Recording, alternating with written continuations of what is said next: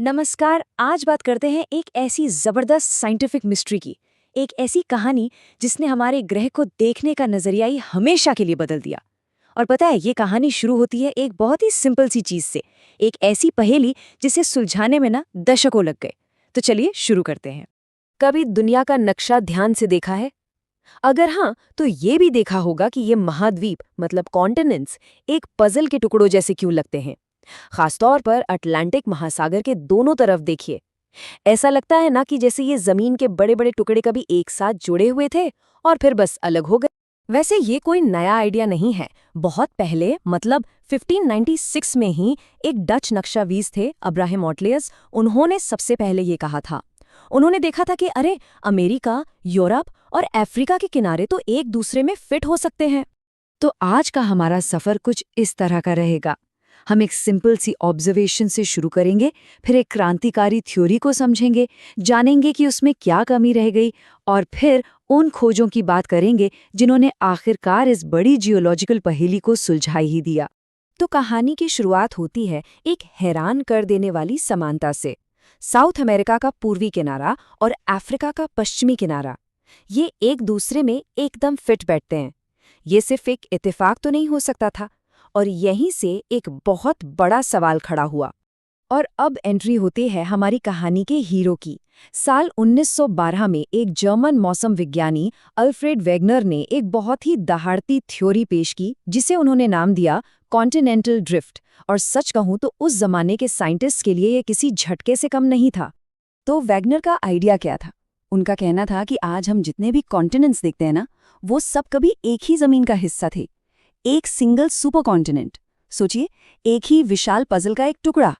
और उन्होंने super continent को नाम दिया पैंजिया। इसका मतलब होता है सारी जमीन एक साथ।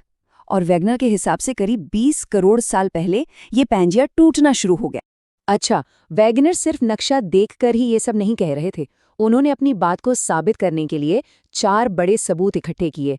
ये बिल्कुल एक जासूसी केस की तरह था, और वेगनर एक एक करके सारे सुराग जोड़ रहे थे। उनका सबसे मजबूत सबूत था फॉसिल्स यानी जीवाश्म। मेसोसारस नाम का एक छोटा सा जीव था जो सिर्फ ताजे पानी में रहता था। अब सोचने वाली बात यह है कि वो भला इतना बड़ा और खारा अटलांटिक महासागर कैसे तैरकर पार कर सकता था।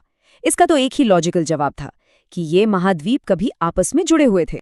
और बात सिर्फ फॉसिल्स तक ही नहीं थी। ब्राजील और वेस्ट अफ्रीका के किनारों पर करीब 200 करोड़ साल पुरानी चट्टानें मिलती हैं जो बिल्कुल एक जैसी हैं। ऐसा लगता है जैसे किसी एक पहाड़ को बीच से तोड़ दिया गया हो। इसके अलावा वेगनर ने दिखाया कि भारत, अफ्रीका, ऑस्ट्रेलिया जैसी गर्म जगहों पर भी पुराने ग्लेशियर्स के निशान हैं। ये तो तभी मुमकिन था जब ये सारे हिस्से कभी साउथ पोल के पास एक साथ जुड़े रहे हों। अब इतने सारे और इतने मजबूत सबूतों के बाद भी उस वक्त की साइंटिफिक कम्युनिटी ने वेगनर की थियरी को सिरे से खारिज कर दिया। आइडिया तो कमाल का था, पर उसमें एक बहुत बड़ी, बहुत जानलेवा कमी थी। देखिए, सबसे जरूरी बात यह है कि आप ये तो नहीं कह सकते कि महाद्वीप घूम रहे हैं और ये ना बताएं कि उन्हें धक्का कौन सी ताकत दे रही है। और यही वो सवाल था जिसका जवाब वेगनर के पास नहीं था। वेगनर ने कोशिश तो की। उन्होंने 2 फोर्सेस के बारे में बताया। एक तो धरती के घूमने की वजह से लगने वाला पोलर फ्लीइंग फोर्स, और दूसरा चांद का टाइडल पुल। लेकिन यहां पर मामला अटक गया। साइंटिस्ट ने हिसाब लगाया और कहा कि भाई, ये फोर्सेस तो इतनी कमजोर हैं कि इनसे एक पूरा का पूरा कॉन्टिनेंट तो क्या, एक बड़ी चट्टान भी नहीं हिलेगी। और बस इसी एक कमी की वजह से उनके इतने कमाल के आइडिया को कई दशकों तक किसी ने गंभीरता से नहीं लिया। कहानी में ट्विस्ट तब आया जब सेकेंड वर्ल्ड वॉर के बाद नई टेक्नोलॉजी आई। इस टेक्नोलॉजी ने साइंटिस्ट को उस जगह का नक्शा बनाने का मौका दिया जहां पहले कोई नहीं गया था, और वो जगह थी विशाल महासागरों की गहराई। और उन्हें जो मिला वो सच में हैरान करने वाला था। समुद्र का तल समतल और पुराना नहीं था, बल्कि वहां तो ज्वालामुखी फट रहे थे, और दुनिया की सबसे लंबी पर्वत श्रृंखला मिड ओशियानिक रिज भी वहीं थी। और सबसे जरूरी बात, समंदर के नीचे की चट्टानें महाद्वीपों की चट्टानों से बहुत ज्यादा नहीं थी। इन्हीं खोजों ने उस पहेली को सुलझाने में मदद की जिसे वेगनर नहीं सुलझा पाए थे। महाद्वीपों को चलाने वाला जो इंजन था ना, उसका राज समंदर की गहराइयों में ही छिपा था। फिर साल 1961 में हैरी हेज नाम के एक जियोलॉजिस्ट ने इन सभी सुरागों को एक साथ जोड़ा। उन्होंने एक कॉन्सेप्ट दिया जिसे सी फ्लोर स्प्रेडिंग कहा जाता है, और यही वो मिसिंग लिंक था। ये प्रोसेस बहुत ही शानदार तरीके से काम करता है। समझिए, मिड ओशियानिक रिज पर पिघली हुई चट्टान यानी मैग्मा ऊपर उठता है, ठंडा होता है और समंदर की नई जमीन बनाता है। ये नई जमीन पुरानी जमीन को दोनों तरफ से दूर धकेलती है, बिल्कुल एक कन्वेयर बेल्ट की तरह। तो ये एक लगातार चलने वाला साइकिल है।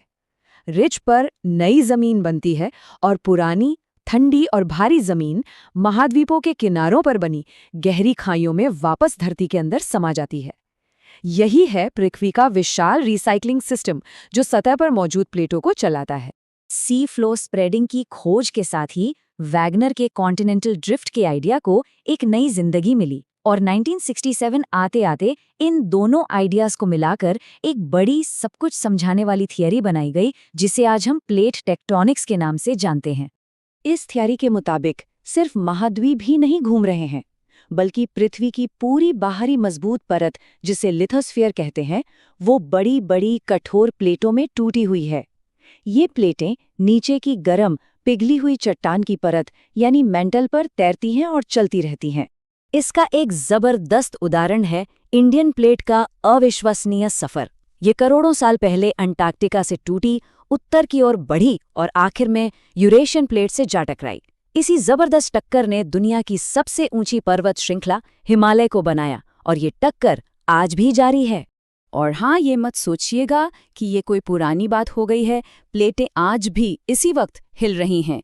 ईस्ट पैसिफिक राइज पर तो सबसे तेज गति 5 सेंटीमीटर प्रति वर्ष से भी ज्यादा रिकॉर्ड की गई है। मतलब ये लगभग उतनी ही तेजी है जितनी तेजी से हमारे नाखून बढ़ते हैं। तो वैगनर का वो क्रांतिकारी विचार जिसे एक जमाने में खारिज कर दिया गया था, आज हमारे ग्रह को समझने की बुनियाद है। ये हमें याद दिलाता है कि जिस जमीन पर हम खड़े हैं वो स्थिर नहीं है, बल्कि एक धीमी मगर लगातार चलने वाली गति में है। और ये सोचने पर मजबूर करता है कि भविष्य में हमारी दुनिया का नक्शा कैसा होगा।